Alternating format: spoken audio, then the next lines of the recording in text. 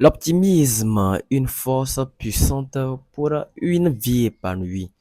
C'est ce que nous allons voir dans cette vidéo. Il faut être optimiste, il faut être positif. Alors, bien avant de rentrer dans le vif du sujet, assurez-vous de faire un tour dans la description de mes vidéos. Le premier lien va vous amener sur mon blog. Le deuxième lien, c'est ma masterclass, une formation de trading, une formation à part entière sur le trading forex. On y va. L'optimisme est une disposition mentale qui consiste à voir et anticiper le meilleur dans toutes les situations. Vous anticipez le meilleur dans toutes les situations. Dans toutes les situations, même si ce sont des situations défavorables, même si ce sont des situations compliquées, vous êtes optimiste. Vous êtes optimiste, vous ne voyez que le côté positif. Le contraire de l'optimisme, c'est le pessimisme, je pense bien. C'est le côté qui ne regarde que le côté problématique, le côté à problème.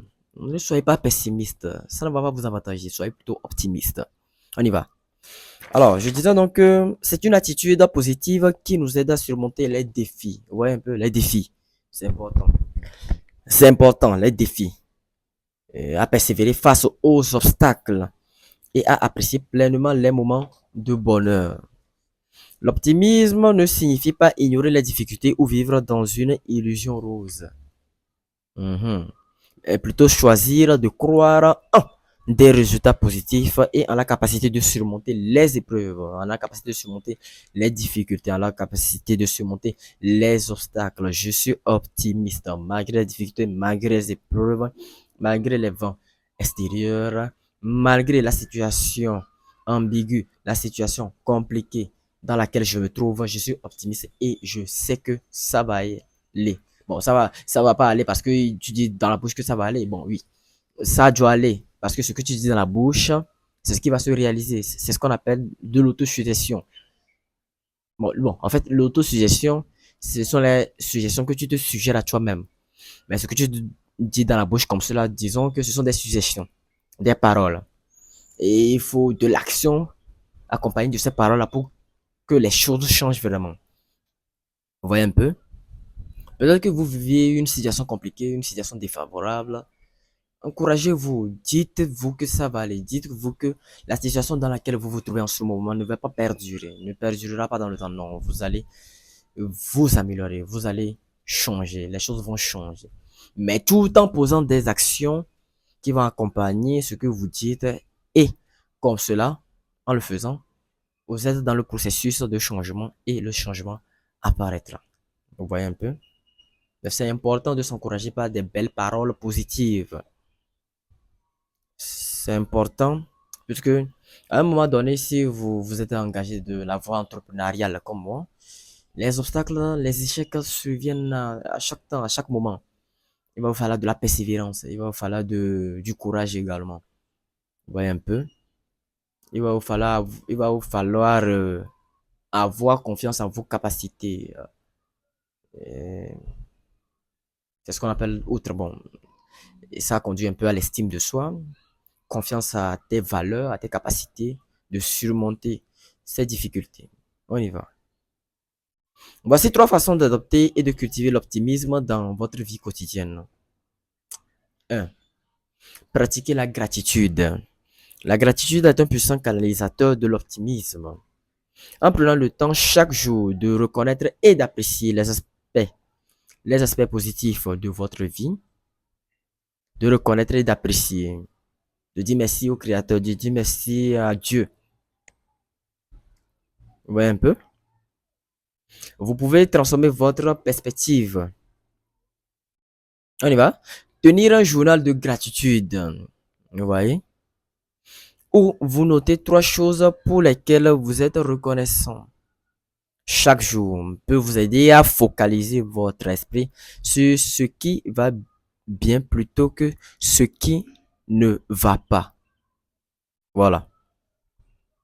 Cette pratique régulière renforce la tendance à voir le bon côté des choses. Avoir le bon côté des choses et à ressentir plus de bonheur et de satisfaction. En point numéro 2, nous allons parler de positivité. S'entourer d'un environnement positif. S'entourer des personnes positives qui vont vous pousser à aller de l'avant. 2. L'environnement social joue un rôle crucial dans notre état d'esprit. Point. Entourez-vous de personnes positives qui vous soutiennent et vous inspirent. Pas des personnes qui vont vous décourager, pas des personnes démotivantes. Ouais, des personnes démotivantes. Bon, le français est compliqué des fois. Pas ce type de personnes-là qui vont vous décourager. Non. Des personnes qui vont vous pousser à aller de l'avant. Les personnes qui vont vous encourager. Des personnes qui vont vous donner, qui vont vous inspirer. Vous voyez un peu? Les relations avec des individus optimistes peuvent influencer votre propre vision du monde et vous encourager à adopter une attitude similaire. De plus, limitez l'exposition aux sources de négativité, comme les nouvelles pessimistes, c'est-à-dire les infos pessimistes, les nouvelles pessimistes. Oh, quelqu'un a fait ça, il a échoué. Quelqu'un a fait ça, il a échoué. J'ai entendu telle personne qui a fait ça, mais qui n'a pas pu aboutir. J'ai entendu une telle personne qui a commencé ici par faire des vidéos, mais qui n'a pas pu monétiser sa chaîne YouTube, qui n'a pas pu monétiser sa chaîne TikTok, etc., qui a abandonné au fil du temps. Ce sont des nouvelles pessimistes. J'ai entendu quelque chose, quelqu'un qui a commencé le AI, la technologie, pas créer des logiciels et autres, mais qui n'a pas pu, non, qui n'a pas pu aboutir, des trucs bizarres, tralala, à la merde à la con. Ce sont des nouvelles pessimistes et vous devez éradiquer ces personnes, vous devez les extirper, exterminer, supprimer. Voilà, c'est important. Vous n'avez pas besoin de ces personnes autour de vous. Ces personnes sont comme des ivraies dans un jardin. Ils vont vous détruire, ils vont vous nuire. On y va. Comme les nouvelles pessimistes ou les nouvelles toxiques peuvent aider à maintenir un état plus positif et optimiste. Je reprends. De plus, limiter l'exposition aux sources de négativité. Vous devez limiter l'exposition aux sources de négativité. Aux sources de négativité, on est bien d'accord. Ensuite, comme les nouvelles pessimistes ou les personnes toxiques peuvent aider à maintenir un état d'esprit plus positif et optimiste, bien sûr, en limitant l'exposition aux sources de négativité, comme les nouvelles pessimistes et les personnes toxiques. Point numéro 3. Reframer les pensées négatives. Reframer. Reframer les pensées négatives. Le reframing. Le reframing ou le recadrage. Le reframing ou le recadrage des pensées négatives est une technique cognitive qui consiste à changer la façon dont vous percevez une situation. Point. Lorsque vous êtes confronté à un défi ou à une déception, essayez de trouver un aspect positif ou une opportunité d'apprentissage dans cette expérience. Par exemple, au lieu de voir un échec comme une preuve de votre incapacité, considérez-le comme une occasion de croissance et d'amélioration. Et je pourrais vous donner une référence à cela, les 16 lois du de Napoléon Hill. L'auteur disait que quoi que chaque défaite temporaire renferme la graine d'une réussite future. Renferme la graine d'une réussite future. Et si vous lisez ce fameux bouquin, il y a une partie consacrée à l'échec. Il y a une leçon dans le livre des 16 lois du succès de Napoléon Hill. Il y a une leçon consacrée, c'est-à-dire le titre, le chapitre, c'est l'échec. Vous voyez un peu? Chaque échec, chaque obstacle vous enseigne une leçon. Ne le considérez pas comme bon, disons au premier vue, c'est ça, non, à première vue, voilà, à première vue, c'est ça on dit en français, j'ai oublié. À première vue, ça peut sembler être comme quelque chose de négatif, puisque l'échec c'est pas doux, c'est amer. Quelque chose de, disons, comment on dit ça déjà, quelque chose de négatif, quelque chose qui te fait mal. Mais au fil du temps, tu vas constater que l'échec là qui est survenu, l'obstacle là qui est survenu dans l'espoir de te enseigner, de t'enseigner autant pour moi quelque chose, de t'enseigner une leçon. Vous voyez un peu? Donc, le lieu de voir l'échec comme une preuve de ton incapacité, vois ça comme, considère-le comme une occasion de croissance et d'amélioration. C'est important. Cette approche vous permet de transformer des situations potentiellement décourageantes en étapes constructive vers vos objectifs. L'optimisme est plus qu'une simple disposition mentale, c'est une compétence que l'on peut développer et renforcer avec des pratiques quotidiennes, vous voyez. Si vous allez sur mon blog, vous allez trouver ces pensées. Vous voyez un peu.